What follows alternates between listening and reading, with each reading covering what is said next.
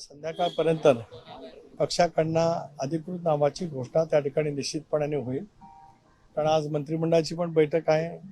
मला स्वतःलाही अलिबागला दिशा कमिटीच्या बैठकीला जाऊन परत मुंबईला त्या ठिकाणी यायचं आहे. तर या संदर्भातला पक्षाचा जो निर्णय आहे त्याची अधिकृत घोषणा संध्याकाळी निश्चितपणाने त्या ठिकाणी होईल.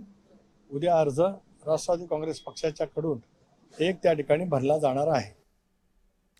आपण या सगळ्या संदर्भात अधिक माहिती घेण्याचा प्रयत्न करूया. आमच्या प्रतिनिधी ज्योत्स्ना गंगणे आता माझ्यासोबत आहेत. ज्योत्स्ना, राष्ट्रवादीच्या कोर कमिटीची ही बैठक आहे आणि या बैठकीमध्ये विधान परिषदेच्या एका जागेसंदर्भातला निर्णय होईल.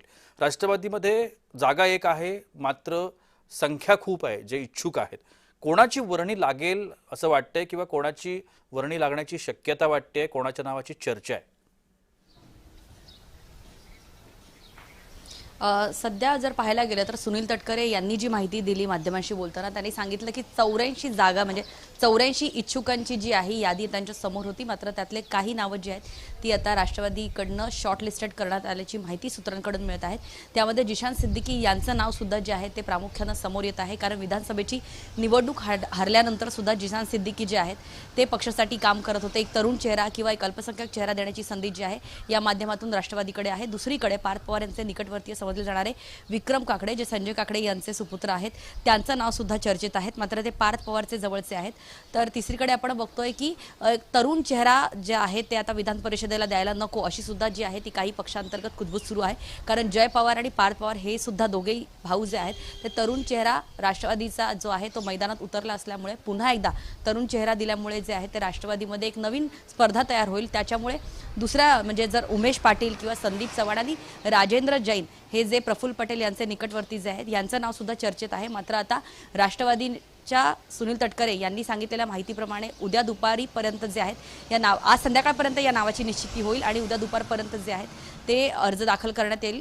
उद्या दुपारी म्हणजे 30 एप्रिलला जे आहे ते अर्ज दाखल करण्याची शेवटची तारीख असल्यामुळे जोपर्यंत अर्ज दाखल होत नाही तोपर्यंत नावाच्या चर्चा ज्या आहेत ते अशाच सुरू राहतील. मात्र राष्ट्रवादीच्या एका जागेसाठी 84 जणांची नावं समोर आलेली आहेत. आणि त्याचबरोबर पक्षांतर्गत सुद्धा जी आहे ती लॉबिंग सुरू झालेली आहे. छगन भुजबळ यांनी सुद्धा समीर भुजबळ त्यांचे पुतणे जे आहे यांचं नाव समोर केलेलं होतं. तर दुसरीकडे आपण बघतोय की दिलीप वळसे पाटील यांनी सुद्धा त्यांच्या गोटातली काही लोक जी आहेत त्यांच्या विश्वासातली काही जी लोक आहेत त्यांची नावं समोर केलेली होती.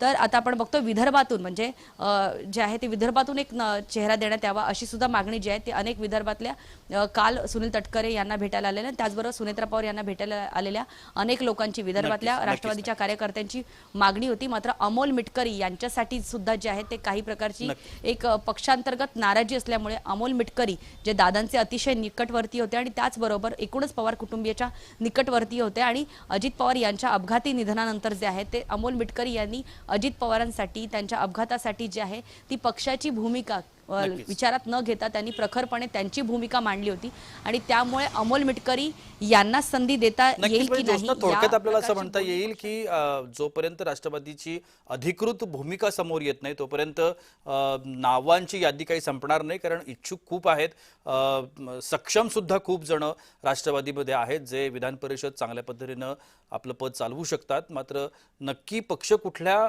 नावावरती येऊन थांबतोय हे पाहणं महत्त्वाचं ठरेल. धन्यवाद तुम्ही दिलेल्या माहिती करता.